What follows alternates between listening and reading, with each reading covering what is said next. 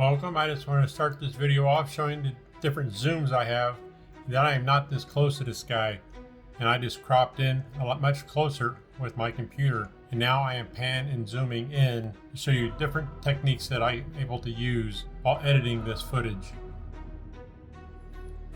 I can even speed up the video. As we orbit around, it does look like I'm a lot closer than I am. I can stop the video and even label the video. Now we are about 10,000 feet up in the air. This guy has the balls of bowling balls. I don't know how he can climb it. I don't know how he can put his pants on. I don't know, it just boggles my mind. But you can see past him, you can see all the land back there that the village owns that is going to be under construction for some time. They are building a championship golf course just on the other side of the turnpike there.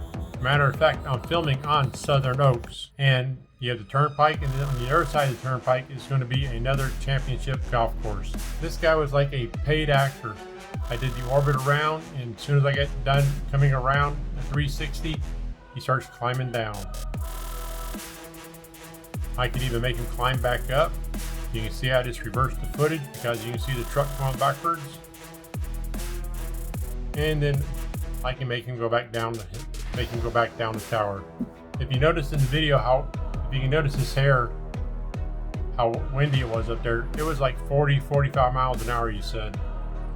And I do want to say that I do have a large drone, and I can handle these 45 mile an hour winds. I also have red and green LED lights flashing on my drone, and a white strobe light that is able to be seen from 3 miles away.